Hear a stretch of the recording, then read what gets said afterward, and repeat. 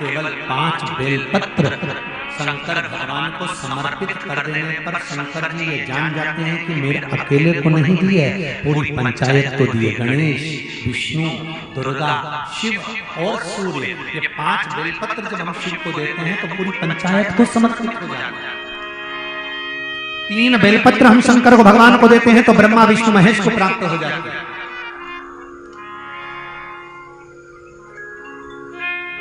11 बेलपत्र जब हम भगवान को समर्पित करते हैं तब कार्तिक के समय संपूर्ण परिवार को समर्पित हो जाती है। 21 बेलपत्र जब हम भगवान शंकर को देते हैं तो रिद्धि सिद्धि के साथ में संपूर्ण परिवार के साथ में शिव जी को बेलपत्र समर्पित हो जाती है। 31 बेलपत्र जब हम भगवान शंकर को देते हैं तो सारे नक्षत्र और ग्रह के अनुसार शिव जी को समर्पित हो जाती है। 51 बेलपत्र जब हम भगवान शंकर को समर्पित करते हैं तो ब्रह्मांड के अंतर्गत जितने ज्योतिर्लिंग और उपलिंग हैं उनके अनुसार शिव जी को समर्पित हो जाती है। 108, चाहे चावल का दाना हो, चाहे बेलपत्र हो, चाहे पुष्प हो, चाहे 108 कलश जल के हों, जब हम शिव को समर्पित करते हैं तो 33 कोटि देवताओं को प्राप्त हो जाती है। ये शिव पशुपति व्रत में, जब पशुपति व्रत का समापन होता है, विराम होता है, तो आपको कहा है कि कुछ भी 108 चढ़ा, बोला है कि नहीं बोला? जम के तो बोला है, चाहे चावल का दाना चढ़ाओ, चाहे मूंग चढ़ाओ, चाहे बेलपत्री चढ़ाओ, चाहे पुष्प चढ़ाओ, चाहे फूल की पंखड़ी चढ़ाओ, पर 108 चढ़ना। क्यों? हमारी सेवा में, हमारी पूजन में, हमारे व्रत में अगर कोई कमी रह गई हो तो शिव क्षमा करना। 33 कोटि देवताओं को हम जो समर्पित कर रहे हैं उनका आशीर्वाद आपके साथ में हमें प्राप्त होगा। पशुपति व्रत का तीसरा दिया, पशुपति व्रत का तीसरा। महाराज अखंड सौभाग्य के लिए प्रज्वलित किया जाता है। ये अखंड दीप मां आदिशक्ति दुर्गा की, जो मां पार्वती की पुत्रियां हैं, अशोक सुंदरी, जया, विषहरा, शामरीबाई, दौतली और देव, ये शिव की पुत्रियों के नाम से लगाया जाता है, जो अखंड सौभाग्य। जब शरीर में कहीं सफेद दाग पड़ जाता है, काला दाग पड़ जाता है, शरीर में या आंख के नीचे कालापन आ जाता है, तो शूल टंकेश्वर महादेव के नाम से शिव जी पर जल चढ़ाया जाता है और उस जल का भाग लाकर शरीर पर लगाया जाता है। जहां पर भी दाग होता है शरीर में से, वो धीरे धीरे समाप्त होना चालू हो जाता है। इतना शूल टंकेश्वर महादेव का वर्णन। जिसके शरीर में चमड़ी निकलने लगे, काया का रोग हो गया, शरीर में से फुल्कियां निकल रही हैं, चमड़ी कहीं से गलने लगी, चमड़ी कहीं से सड़ने लगी, महाराज भगवान शूल टंकेश्वर के नाम से बेलपत्री के बीच का जो भाग है, जहां से हमने उंगली से पकड़ा, ध्यान देना, 2 पत्ती यहाँ है, 1 पत्ती यहाँ है, बीच में जहां बेलपत्री का भाग होता है, यहाँ पर घी, गाय का दूध का जो घी बनता है, परंतु होना चाहिए गाय का घी को बेलपत्री के बीच में शूल टंकेश्वर महादेव का नाम लेकर लगाकर 21 बेलपत्री शंकर भगवान को शूल टंकेश्वर महादेव के नाम से चढ़ाएं।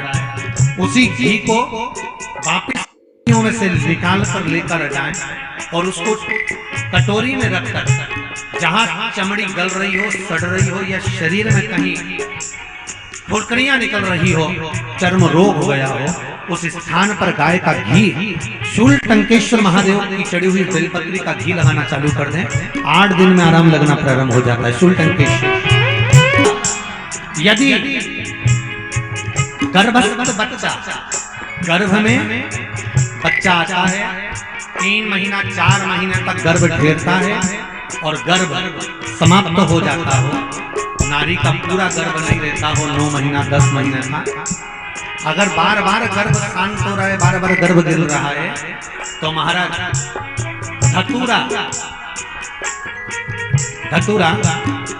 उस धतूरे का जो फल होता है, उस धतूरे के फल को फोड़ना, धतूरे का जो फल है उसको तोड़ दीजिए, तोड़ के अंदर से उसका भाग निकालना, उस भाग को बेलपत्री के पेड़ के नीचे महाराज शूल टंकेश्वर महादेव के नाम से छोड़ दीजिए और 3 बार उस पर जल चढ़ा दीजिए। उसके बाद में गर्भ में जो संतान होगी वो शांत नहीं होगी, पूरा बच्चा होगा और सुरक्षित होगा। सबसे ज्यादातर तुलसी के क्यारे मिलेंगे तो आपको चौकोर मिलेंगे, जम के वो लोग कौन से मिलेंगे? चौकोर। क्यों होते हैं वो?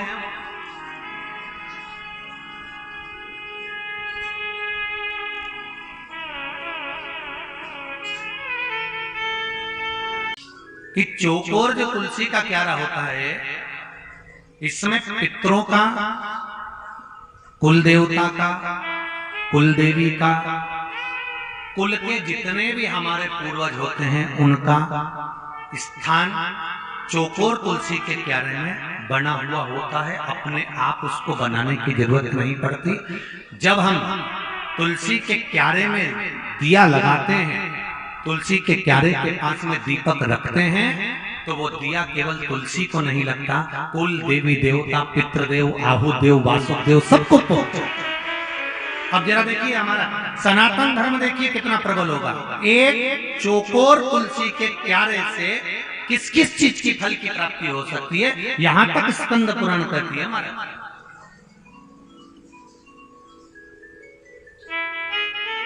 किस किस के यहाँ पर चौकोर तुलसी का क्यारा? जरा हाथ उठाओ। सबके यहाँ है? अरे वाह, बहुत बड़ी। चौकोर तुलसी का क्यारा किस किस चीज की फल देता है? चौकोर तुलसी के क्यारे में अगर परिधि होती है, परिधि से मतलब होता है, चौकोर जो क्यारा होता था उसमें 3-4 परिधियां होती थी अलग अलग, तो उसमें नीचे से फैला होता था, फिर अंदर से सकड़ा होता था, फिर चौड़ा होता था, फिर सकड़ा होता था, फिर ऊपर जाके चौड़ा हो जाता था। तो तुलसी का जो क्यारा होता था उसमें कुल देवी, कुल देवता, पितृदेव, आहुदेव, वासुदेव और तुलसा महारानी का उसमें स्थान होता है। क्या फल देता है? कुल देवी देवता क्या फल देते हैं? चौकोर तुलसी का क्यारा क्या फल देता है? तो कुल देवी, कुल देवता का क्या काम है? तो उनका एक काम है वंश की वृद्धि करना, इसलिए चौकोर तुलसी का क्यारा वंश की वृद्धि करता है, वंश बढ़ाता है।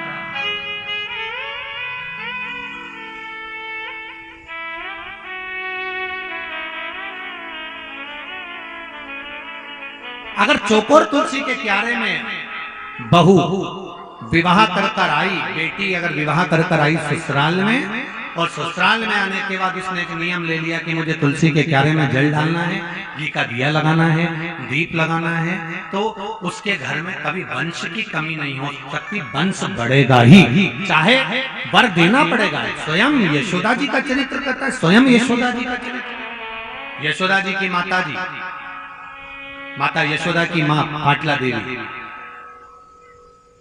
और पाटला देवी ने अपनी बेटी यशोदा को कहा, पुत्री मुझे एक संत ने यमुना जी के घाट पर कहा है कि तू ब्राह्मणों का भोजन तुलसी के क्यारे के नीचे कर, और श्रावणी पूर्णिमा के दिन अगर तू ब्राह्मणों का भोजन कराएगी, तुलसी के क्यारे के नीचे दीपदान करेगी, और अगर तू ब्राह्मणों का भोजन कराएगी तो बेटी तेरी भी गोद जरूर संतान से भरेगी, ये पक्का कहती है माता पाटला देवी ने अपनी पुत्री यशोदा को ये बात कही। तो यशोदा जी ने ब्राह्मणों को बुलाया भोजन करने के लिए। भोजन करने के लिए जब ब्राह्मण आए तो नंद बाबा की तो दाढ़ी सफेद थी, बाल सफेद थे, क्योंकि 60 साल के हो गए। अब यशोदा जी की 55 की तो हो ही गई होंगी। अब नंद बाबा ने खीर और मालपुआ परोसा, तो थोड़ी देर बाद उन्होंने नंद बाबा ने यशोदा जी से कहा तू भी खीर परोस कर। अब यशोदा जी खीर परोसने गई तो इतना लंबा घूंघट यशोदा जी ने डाल लिया। पहले के समय में चलता था, माता इतना घूंघट करती थी। अब आज के जमाने चोकोर तुलसी का क्यारा क्या बढ़ाता है घर में? जम के बोलो सभी लोग, वंश बढ़ाता है। दूसरे नंबर पर तुलसी का क्यारा होता है षड आकृति का, 6 कोने होते हैं, षड आकृति का, षटकोण जैसा होता है। ये काय के लिए होता है? तो कहा ये घर में आने वाली समस्या को दूर करता। षड आकृति का तुलसी का क्यारा। और एक तुलसी का क्यारा होता है गोल, जिसको कुंड कहता है, कुंडी कहता है, जिसमें तुलसी लगी होती है। गोल तुलसी का क्यारा स्कंद पुराण कहती है ये व्याधियों को हरता है। काय को हरता है? व्याधियां। जिसके घर में गोल तुलसी का क्यारा होता है, घर में अगर अनहोनी होने वाली होती है तो 2 दिन पहले, 4 दिन पहले, 6 दिन पहले, 8 दिन पहले ऐसा हृदय में महसूस होना चालू हो जाता है कि कुछ होने वाला है। जिसकी यहाँ पर गोल तुलसी के क्यारे होंगे उसको इस चीज का अंदाजा होगा कि उसके घर में कहीं ना कहीं उसको भान होने लगता है कि कुछ होने वाला है, कुछ ऐसा घटने वाला है, कुछ ऐसा होने वाला है। उसको भान हो जाता, उसको स्मरण हो जाता।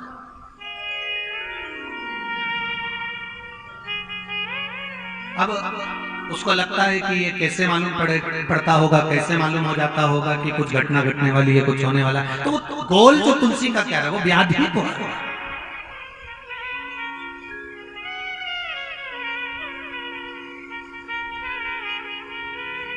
वो व्याधि का हरण कर लेता। 3 कुंडों का स्मरण है महाराज। स्कंद पुराण में आप इसका ध्यान करेंगे तो आपको आनंद की अनुभूति होगी। और करो,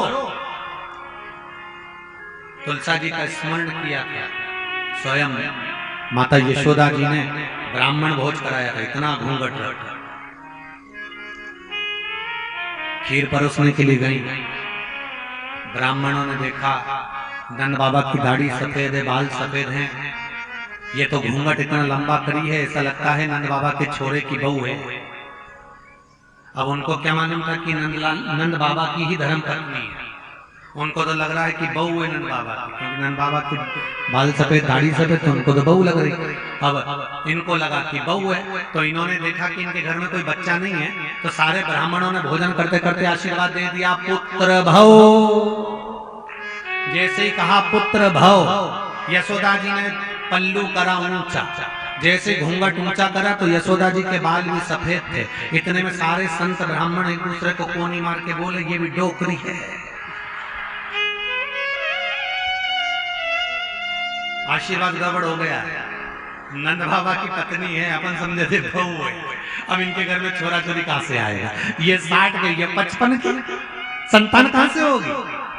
नंद बाबा ने कहा बाबा संत गुरुदेव ब्राह्मण जन आप लोग आशीर्वाद दे रहे हो पुत्र होने का, कहां से होगी? मैं 60 का, ये 55 की। इतने में ब्राह्मणों ने कहा तुलसी जी के क्यारे के नीचे